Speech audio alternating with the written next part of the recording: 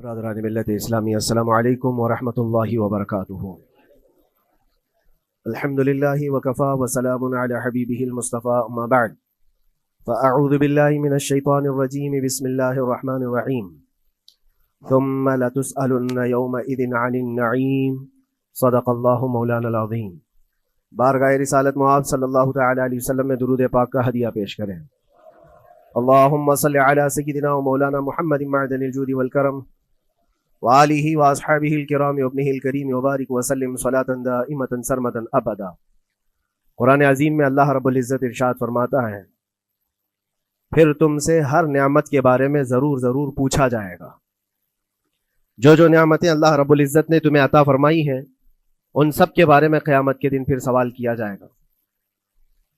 یہ سورہ تکاثر ہے، جس میں اللہ تعالیٰ فرماتا ہے الہاکم التکاثر۔ بہت زیادہ چیزیں جب کسی کو مل جاتی ہیں تو غافل ہو جاتا ہے۔ تکاثر کہتے ہیں حد سے زیادہ کوئی چیز ہو جائے، چاہے وہ مال ہو، دولت ہو، دنیا ہو، جائیداد ہو، جس طرح کی بھی کوئی چیز ہو، خواہشات ہو، جب حد سے زیادہ ہو جاتی ہیں تو آدمی کو غافل بنا دیتی ہے۔ الہاکم التکاثر، اسی سورے میں اللہ تعالیٰ نے فرمایا پھر یاد رکھو ہر نعمت کے بارے میں تم سے سوال کیا جائے گا۔ آج ہم لوگ اس سال کے آخری جمعہ میں آئے ہیں، 2024 ختم ہونے والا ہے۔ میرے عزیزوں، سب سے پہلے ہم سب کو یہ چاہیے کہ دنیا تو نئے سال کے آنے کے جشن کی تیاریوں میں ہے۔ گناہوں کے اڈے سجائے جا رہے ہوں گے، لوگ ادھر سے ادھر سفر بھی کر رہے ہوں گے، اہتمامات کر رہے ہوں گے، لوگ ایک نئے سال کے استقبال کی تیاریاں کر رہے ہیں۔ لیکن ایک مومن بندے کو یہ چاہیے کہ اس کے گزرے ہوئے سال کا وہ حساب بھی تو کر لے۔ حاسبوا قبل ان تحاسبوا، یہ فرمایا گیا ہے کہ اپنا حساب تم خود کر لو اس سے پہلے کہ اللہ تمہارا حساب لے لے۔ ہمارے گزرے ہوئے سال کے اندر کتنے دھکے کھائے، کتنی ٹھوکریں کھائی، کیا کیا نقصانات اٹھائے۔ سب سے بڑی بات تو یہ ہے کہ ہم نے کتنی عبادتیں کی، کتنی ریاضتیں کی، کتنی نمازیں ہماری ضائع ہوئی۔ یہ اگر محاسبہ کر لے انسان تو شاید ہو سکتا ہے آنے والا نیا سال اس کا بہتر طریقے سے استقبال ہو سکے۔ لیکن اگر صرف جشن کی تیاریاں کرتا ہے اور ہر نئے سال میں وہ اسی طرح کے دھوم دھڑاکوں سے داخل ہوتا ہے تو گزرے ہوئے سالوں کی غلطیاں اسے کبھی یاد نہیں آتی۔ اللہ تبارک و تعالیٰ قرآن پاک میں فرماتا ہے کہ تم سے ہر نعمت کے بارے میں پوچھا جائے گا، ہر نعمت کے بارے میں پوچھا جائے گا۔ حدیث پاک میں ہے، نبی کریم صلی اللہ تعالیٰ علیہ وسلم فرماتے ہیں کوئی انسان قیامت کے میدان سے اس وقت تک اپنا پیر نہیں ہٹا سکتا جب تک 5 سوالات اس سے نہ کر لیے جائیں۔ 5 سوالات میں سب سے پہلا سوال کیا ہوگا؟ اللہ تعالیٰ یہ پوچھے گا کہ میں نے تجھے جوانی دی، تو نے کہاں کہاں خرچہ کیا؟ یہ پہلا سوال ہے۔ اور محدثین و مفسرین فرماتے ہیں کہ ایک سوال کے جواب میں بندے کو 500 سال بھی لگ سکتے ہیں۔ اپنی صرف جوانی کا حساب دیتے دیتے کسی کو 500 سال، کسی کو 700 سال لگ جاتے ہیں۔ باقی کے جو 4 سوالات ہیں وہ بعد میں ہیں۔ اللہ نے صحت عطا کی تو اس کا استعمال کیسے کیا، دولت عطا کی تو اس کا استعمال کہاں کیا۔ صرف جوانی کا جواب دینے میں جب 500 سال لگ جاتے ہیں تو پوری زندگی کا حساب کیا دے پائے گا؟ اسی لیے میرے عزیزوں، جس کے پاس آج جوانی ہے یا گزر چکی ہے وہ غنیمت جانے، ایک ایک لمحے کو غنیمت جانے۔ اور ایک حدیث پاک میں آپ کو بتاتا ہوں، اللہ کے حبیب صلی اللہ تعالیٰ علیہ وسلم فرماتے ہیں 5 چیزوں کو 5 چیزوں سے پہلے غنیمت جانو۔ اس میں سے 2-3 میں ذکر کرتا ہوں۔ حضور پاک صلی اللہ تعالیٰ علیہ وسلم فرماتے ہیں اپنی صحت کو غنیمت جانو بیمار ہونے سے پہلے۔ آج صحت مند ہو تو اس کی قدر کرو، بیمار ہونے سے پہلے۔ ہاتھ نہیں ٹوٹا ہے ابھی، پاؤں نہیں ٹوٹا ہے، سر سلامت ہے، سوچنے کی طاقت ہے، زبان سلامت ہے۔ اپنی صحت کو غنیمت جانو اور ہر دن اللہ کا شکر ادا کرو کہ مولا میری طاقت اور میری حیثیت سے زیادہ تو نے مجھے عطا کیا ہے۔ اور اگر اپنی صحت کا خیال نہیں ہے، قدر نہیں ہے، تو جاؤ کبھی کسی کینسر ہاسپٹل میں جا کر کے دیکھو، کئی ایسے لوگ ہیں جو موت اور حیات کے بیچ لڑ رہے ہیں۔ کچھ تو ایسے ہیں جو روز موت کی تمنا کرتے ہیں لیکن موت بھی نہیں۔ مجھے یاد ہے آج تقریباً 8-9 سال ہو گئے ہوں گے، کینسر ہاسپٹل میں ایک ادھیڑ عمر کے شخص سے ملاقات، میں تیمارداری کے لیے یا عیادت کے لیے جایا کرتا تھا۔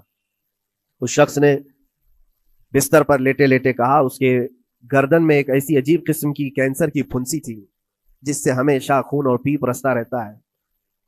काफी दिनों से हॉस्पिटलाइज्ड है, लेकिन اس کی جو गिड़गिड़ाहट देखा اور ریکویسٹ میں نے سنا, کہا کہ حضرت صرف اتنی دعا کر دے کہ میرا سر اٹھے اور میں سجدہ کر سکوں. اس لیے کہ جوانی میں نے سجدے نہیں کی, اللہ کے عبادت نہیں کی, اور آج شدت سے خواہش ہوتی ہے کہ میں عبادت کروں یا سجدہ کروں, لیکن سر اٹھاتا ہوں تو یہاں سے پیپ اور خون شروع ہو جاتا ہے. اب وہ طاقت نہیں ہے. اس دن میرے دل پہ یہ بات لگی, کیا سچ فرمایا میرے آقا صلی اللہ علیہ وسلم نے, اپنی صحت کو غنیمت جانو بیمار ہونے سے پہلے, کہیں ایسا وقت نہ آئے کہ تم سجدہ کرنا چاہو لیکن تمہارا سر اٹھانے کے قابل بھی نہ رہے, تمہارے پاس وہ طبیعت بھی نہ رہے. ایک یہ تو پہلی چیز ہے. دوسری چیز, نبی مکرم صلی اللہ علیہ وسلم ارشاد فرماتے ہیں کہ تم اپنی جوانی کو غنیمت جانو بڑھاپا آنے سے پہلے. جوانی کو غنیمت جانو بڑھاپا آنے سے پہلے. آپ کو پتا نہیں بڑھاپا کیا ہوتا ہے؟ بڑھاپے میں صرف خواہشیں رہ جاتی ہیں, کرنے کی تمنا رہ جاتی ہے لیکن طاقت نہیں رہتی. بڑھاپے کے اندر اعضاء ڈھیلے ہو جاتے ہیں, نہ وہ صحیح ڈھنگ سے پوری عبادت کرنے کے قابل رہ جاتا ہے, بلکہ وہ سوچتا رہ جاتا ہے کہ کاش میں اپنی جوانی میں اتنی نمازیں پڑھ لیا ہوتا, اتنی تسبیح پڑھ لیا ہوتا, لیکن کر نہیں پاتا. اسی لیے اللہ کے نبی صلی اللہ علیہ وسلم نے فرمایا بڑھاپا آنے سے پہلے اپنی جوانی کی قدر کر لو. اور اتنی تیزی سے یہ جوانی جاتی ہے پتہ بھی نہیں چلتا, بہت تیزی سے گزر جاتی ہے. جوانی ایسا شباب ہے کہ یہ بجلی کی طرح بھاگتی چلی جاتی ہے, کیونکہ جوان ہوتے ہی آدمی کے اوپر ایسی ذمہ داریاں آئیں. اس کو شادی کا خیال آیا, شادی کیا, بچوں کا خیال آیا, بچے ہوئے, پالنے کی بات, گھر بنانے کی فکر, بزنس کی فکر, جاب کی فکر, ان تمام چیزوں میں اتنا گھرا رہا کہ جوانی نکل گئی, بال سفید ہو گئے, پتہ ہی نہیں چلا, بڑھاپا آ گیا. اور اس کے بعد بڑھاپے میں اس کو احتساب کرنے کا موقع ملے تو وہ سوچتا ہے کہ میرے پاس جوانی کے اتنے سال تھے, کاش میں عبادت کیا ہوتا یا کچھ کر لیا ہوتا. لیکن ایک بات یاد رکھو, گیا وقت پھر ہاتھ آتا نہیں, سدا دور دورہ دکھاتا نہیں. سب سے قیمتی چیز دنیا کی یہ وقت ہے جو گزر جاتا ہے. آج کا جمعہ پھر ہم صدیوں بعد بھی یا جتنی بھی زندگی ہو یہ دوبارہ نہیں لے سکتے, یہ واپس نہیں آئے گا ہماری زندگی میں. 2024 کا یہ آخری جمعہ ہے, پوری دنیا سر پٹک لے دوبارہ یہ جمعہ واپس نہیں لا سکتی گزر جانے کے بعد. یہ نظام کائنات ہے, وقت گزر رہا ہے. الوقت کالسیف, یہ وقت تلوار کی طرح ہے, اس کو تم کاٹ دو ورنہ یہ تمہیں کاٹے گا. تیسری چیز رسول پاک صلی اللہ تعالی علیہ وسلم ارشاد فرماتے ہیں, دو چیزیں میں نے بتایا, پہلی یہ کہ صحت کو اپنی قدر کرو, غنیمت جانو بیمار ہونے سے پہلے. دوسری چیز ہے اپنی جوانی کی قدر کرو بڑھاپا آنے سے پہلے.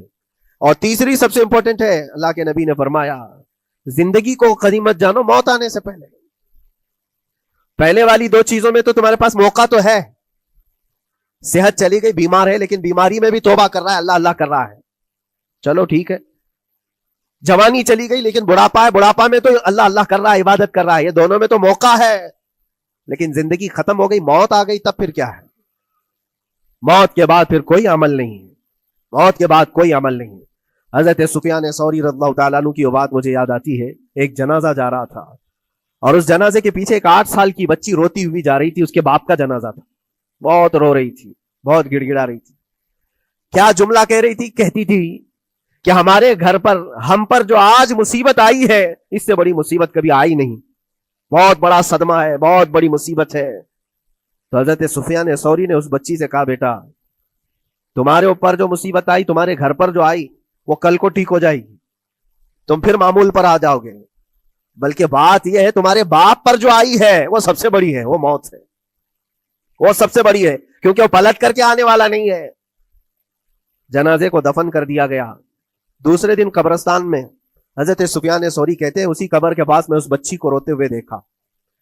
بچی کو باپ سے بڑا لگا ہو رہا ہوگا, قبر کے پاس بیٹھ کر کے رو رہی تھی, یوں کہہ رہی تھی, ابا آپ بیمار تھے, میں دوائی لا دیتی تھی, آپ سونے کے لیے جاتے میں بستر جھاڑ دیتی تھی اور بچھونے بچھا دیتی, آپ کو اڑا دیتی چادر, اور آپ کو کھانا میں لا کر پروس دیتی. کل کی رات کیسی گزری؟ کیا کسی نے دوائی پوچھی آپ کو؟ کیا کسی نے کھانا پوچھا آپ کو؟ کیا کسی نے بستر جھاڑ کر دیا اور کسی نے آپ کو اوڑھنا اڑایا؟ وہ روتی ہوئی اپنے باپ سے, مرحوم باپ سے باتیں کہی جا رہی تھی. حضرت سفیان ثوری اٹھاتے اور کہتے ہیں, بیٹا یہ سوالات اب نہ کر اپنے باپ کو کہ کسی نے کھانا پوچھا, دوائی پوچھی, بستر بچھایا, نہیں. اب یہ پوچھ اپنے باپ سے کل ہم نے جو آپ کو صحیح سلامت دفن کیا، چہرہ ابھی تک سلامت ہے یا نہیں؟ ابھی تک پیٹ سلامت ہے یا نہیں کہ پھاڑ دیا گیا؟ کفن ابھی تک باقی ہے یا چھین لیا گیا ہے؟ یہ پوچھ اپنے باپ سے کہ کل ہم نے جب دفنایا تھا تو خوشبوؤں میں دفنایا تھا. پوچھ اپنے باپ سے کہیں کیڑے تو نہیں چڑھ گئے آج؟ کیونکہ یہ ہونے والا ہے اب قبر کی زندگی میں. عزیزان گرامی وقار، اسی لیے حضرت مولا علی کرم اللہ وجہہ الکریم جب قبرستان جاتے سلام کرتے قبر والوں کو، اور اس کے بعد ایک ایک گھنٹہ کھڑے ہو کر روتے تھے. حضرت سعید ابن مسیب کہتے ہیں میں مولا علی کرم اللہ وجہہ الکریم سے پوچھا آپ قبر والوں کے پاس کھڑے ہو کر کیوں رو رہے ہیں؟ حضرت علی فرماتے ہیں میں نے ان سے پوچھا کیا حال ہے تمہارا اے قبر والوں؟ انہوں نے جو جواب دیا، سعید اگر تم بھی سنتے تو روتے. کہا کیا جواب دیتے ہیں قبروں والے؟ مولا علی کرم اللہ وجہہ الکریم فرماتے ہیں وہ مجھے جواب دے رہے ہیں کہ علی، ہمارے گھر والوں نے تو ہمیں صحیح سلامت دفنایا تھا، ہمارے چہروں پر مسلسل آج دن اور رات بچھو چھوڑ دیے گئے، ہمارے چہروں پر آج اور ہماری ناک پر بچھو ڈنک مارتے ہیں، ہمارے بالوں میں جس کو ہم آئینے کے سامنے کھڑے ہو کر گھنٹوں سجایا کرتے تھے پیپ بھر دیے گئے ہیں، اور ہمارے چہرے کی چمڑیاں جھلس گئی. یہ سارے جوابات میرے عزیزوں قبروں والوں کے ہیں. اس منزل تک ہر ایک کو پہنچنا ہے، اسی لیے سال گزرنے سے پہلے اپنی زندگی کا احتساب کرو. اللہ رب العزت نے ابھی بھی ہمیں موقع عطا کیا ہے، ابھی تمہاری زندگی ختم نہیں ہوئی، سانس لے رہے ہو، توبہ کر لو، دعائیں کرو کہ مولا کریم ہمارے لیے نیا سال خیر و برکت والا بنا، گناہوں سے بچنے والا بنا. کچھ لوگوں کی حالت یہ ہے کہ گناہوں پہ گناہ جب ہو جاتے ہیں تو نا امیدی کے شکار ہوتے ہیں. اب کیا ہونے والا ہے، میں تو بہت پاپی ہوں، بہت خطا کار ہوں، مجھ سے تو بڑے بڑے گناہ ہو گئے ہیں، اب میں کیا کر سکتا ہوں؟ نا امیدی کفر ہے میرے عزیز. آپ کو بتاؤں رسول پاک صلی اللہ تعالی علیہ وسلم ایک مرتبہ صحابہ سے فرماتے ہیں تمہیں پتا ہے اللہ رب العزت کا کرم اور اس کا رحم کیسا ہے؟ مسکرانے لگے. صحابہ نے پوچھا آپ کیوں مسکرا رہے ہیں؟ کہا اللہ تبارک و تعالی فرماتا ہے کہ صحرا میں چلنے والا ایک آدمی، غور سے سنیے گا، صحرا ڈیزرٹ، صرف ریت کا میدان، کہیں کوئی جھاڑ نہیں، کوئی عمارت نہیں، کوئی چھاؤں لینے کی جگہ نہیں. کوئی ایک بندہ اپنی اونٹنی پر ساز و سامان رکھ کر کے چل رہا تھا. صحرا کا سب سے بڑا پرابلم یہ ہوتا ہے کہ راستہ معلوم نہیں ہوتا، ہر طرف تو سیدھا ہی راستہ دکھتا ہے، ڈائریکشن پتہ ہی نہیں ہوتا، چاروں طرف سے آسمان ملا ہوا دکھتا ہے، جیسے سمندر ہے ویسے صحرا ہے. کبھی اگر آپ نے سفر کیا ہو، ہم نے مصر میں دیکھا ہے 200-250 کلومیٹر تک گاڑی چلتی ہے، ایک درخت بھی نہیں آتا، ایک عمارت بھی نہیں آتی. صحرا میں راستے بھول جاتے ہیں لوگ. پہلے کے دور میں تو کوئی نیویگیشن بھی نہیں تھا. تو کوئی بندہ ایسے جو اونٹنی پر ساز و سامان رکھ کر کے سفر کر رہا ہے اور ایک جگہ تھک کر کے سو گیا صحرا میں. سنیے یہ مثال فرما رہے میرے آقا صلی اللہ علیہ وسلم. تھک کر کے سو گیا اور جیسے اس کی نیند کھلی تو دیکھا اونٹنی ساز و سامان کے ساتھ غائب ہے، کچھ بھی نہیں ہے اس کے پاس. کھانے پینے کی جو چیزیں تھی، ساز و سامان تھا، سب اونٹنی کے ساتھ غائب ہو گیا. اب وہ بیچ صحرا میں اتنا حیران اور پریشان، اٹھ کر کے تلاشنے لگا. اب اس کو نہ راستہ دکھائی دے، نہ اپنی اونٹنی دکھائی دے. شدت پیاس کی وجہ سے اب وہ جگہ جگہ پانی تلاش کر رہا ہے، پانی بھی نہیں ملتا صحرا میں. موج سراب جس کو کہتے ہیں نا، موج سراب کیا ہے؟ ریت چمکتی ہے سورج کی دھوپ سے اور انسان کو ایسا لگتا ہے ادھر پانی ہے، اور وہاں تک پہنچتا ہے تو پانی نہیں ہوتا، ریت ہوتی ہے. وہ اسی پانی کو تلاش کرتے کرتے صحرا میں مر جاتا ہے. صحرا میں بہت لوگوں کی موتیں ہوتی ہیں، پہلے بہت لوگ مر جاتے تھے جو راستہ بھٹکتے تھے. اب حدیث پاک میں فرمایا گیا وہ بندہ جس کی اونٹنی غائب ہو گئی، ساز و سامان بھی نہیں، ڈھونڈتا رہا پورا دن پوری رات، تھک ہار کر کے آزا جواب دے گئے. اب نہ پانی ملتا ہے، نہ کھانا ملتا ہے، نہ اپنی سواری ملتی ہے. ایک جگہ آ کر بیٹھ گیا، اپنی آخری سانسیں گن رہا تھا کیونکہ اب آزا جواب دے گئے تھے. سخت شدت کی دھوپ، صحرا کی تپتی ہوئی زمین اور بھوک و پیاس کی تکلیف الگ. جیسی ہی وہ لیٹا اس کی آنکھ لگ گئی، اس کو لگا اب یہ میری آخری سانسیں ہیں، اب مرنے کا وقت قریب آ گیا ہے. پھر اس کی آنکھ کھلتی ہے. آنکھ کھلتی ہے تو دیکھتا ہے اس کی اونٹنی ساز و سامان کے ساتھ پاس میں کھڑی ہے، کھانا بھی بھرا ہوا ہے، پانی بھی بھرا ہوا ہے، سب کچھ ہے. اب نبی پاک صلی اللہ تعالی علیہ وسلم صحابہ سے پوچھتے ہیں، عرب والے بہت اچھی طرح جانتے تھے صحرا کا سفر کیا ہوتا ہے. پوچھتے ہیں اے میرے صحابہ بتاؤ اس بندے کو اپنی گمشدہ اونٹنی ملنے کا کتنا اچھا لگ رہا ہوگا، کتنی اس کو خوشی ہوئی ہوگی. صحابہ کہتے ہیں یا رسول اللہ صلی اللہ علیہ وسلم اس کی تو جان میں جان آ گئی، صحرا میں اپنی گمشدہ اونٹنی مل جائے، کھویا ہوا سامان، اپنی گمشدہ سواری اور پانی مل جائے، یہ تو حیات نو کی ایک بہت بڑی خوشخبری ہے اس کے لیے. حضور پاک صلی اللہ تعالیٰ علیہ وسلم فرماتے ہیں سنو یہ مثال میں نے بتایا اسی طرح سے اگر کوئی بندہ گناہوں میں ڈوب گیا ہے خطاؤں میں ڈوب گیا ہے کثرت سے گناہ کرتا رہا پھر تھک ہار کر کے ایک دن واپس آ گیا اللہ کی بارگاہ میں سجدہ ریز ہو گیا جھک گیا تو اس گمشدہ اونٹنی کے ملنے سے اس صحرا نورد کو جتنی خوشی ہوئی تھی اللہ کریم اس سے بھی زیادہ اپنے بندے کے واپس آنے پر خوش ہوتا ہے اپنے بندے کے واپس آنے پر خوش ہوتا ہے رب تبارک و تعالی کہ میرا کھویا ہوا بندہ میرے دربار میں واپس آ گیا ہے آج ہمارے پاس وقت ہے واپس پلٹنے کا میرے عزیزو نا امید نہ ہو ہمیں ہمارے جانے سے پہلے حساب کرنے کے لیے مولا نے وقت دیا ہے پتا ہے آپ کو یہ بھی میرے آقا صلی اللہ تعالیٰ علیہ وسلم کی رحمت کاملہ ہے رب تبارک و تعالیٰ سے آپ نے یہ دعا کر کے اپنی امت کے لیے اتنا وقت دلایا ہے کہ اللہ تبارک و تعالیٰ سے حضور صلی اللہ علیہ وسلم نے یوں عرض کیا کہ مولا میری امت کو توبہ کی مہلت دے توفیق دے مہلت دے کہا کہ مرنے سے 1 سال پہلے تک کہا نہیں یہ بہت لمبا وقت ہے پتا تو نہیں ہے مرنے سے 1 سال پہلے توبہ کرے گا کب موت آنے والی معلوم نہیں کہا مرنے سے مہینہ پہلے تک کہا نہیں یہ بھی وقت زیادہ ہے کہا مرنے سے 1 دن پہلے کوئی توبہ کر لے تو معاف کر دیا جائے گا نبی پاک صلی اللہ علیہ وسلم نے اللہ کی بارگاہ میں گڑ گڑاتے ہوئے کہا مولا 1 دن بھی بہت ہے اور موقع دے دے میری امت کو اور موقع مل جائے رب تبارک و تعالیٰ نے 1 دن پہلے توبہ کرنے والے کو معاف کرنے کا وعدہ فرمایا لیکن نبی رحمت صلی اللہ علیہ وسلم نے عرض کیا کہ مولا اور بھی کم کر دے رب تعالیٰ فرماتا ہے موت کا جو گرگرا آتا ہے یعنی جو ہچکی آتی ہے فرشتے نظر آنے لگتے ہیں رب تعالیٰ فرماتا ہے اس سے 1 منٹ پہلے بھی توبہ کر لے میں سب معاف کر دوں گا یہ صرف رسول پاک کی اس امت کے لیے اس امت کا خاصہ ہے مرنے سے 1 منٹ پہلے بھی وہ آ جائے اللہ کی بارگاہ میں مولا معاف فرما دے گا عزیزان کرام وقار اسی لیے میں عرض کرتا ہوں کہ وقت تمہارے ہاتھ سے نکلنے سے پہلے تم آ جاؤ اور اسی دربار میں آؤ جہاں بیٹھنے والا صدیق اکبر بنا جس کے قدموں میں بیٹھ کر فاروق اعظم بنا جس کی چھاؤں میں چلنے والا عثمان ذو النورین بنا اور جس کا لعاب پاک پی کر کے حیدر کرار بنا اس دربار میں آ جاؤ کامیابی ہماری وہیں رکھی ہے اللہ کریم ہمارا یہ گزرا ہوا سال اس میں جتنے ہماری غلطیاں کوتاہیاں کمیاں بیشیاں گناہ ہوئے ہیں مولا اپنے فضل و کرم سے معاف فرما دے اور آنے والے نئے سال کو ہمارے لیے خیر و برکت والا ایمان و استقامت والا سال بنا دے اسلام و سنیت کا بول بالا فرما کفر و شرک کا منہ کالا فرما گستاخان رسول کو تباہ و برباد فرما شاتمان رسول پر تو عذاب علیم نازل فرما اے رب کریم اے احسن الخالقین مولا ہم سب کو مرنے سے پہلے سچی توبہ کی توفیق نصیب فرما وآخر دعوانا ان الحمدللہ رب العالمین السلام علیکم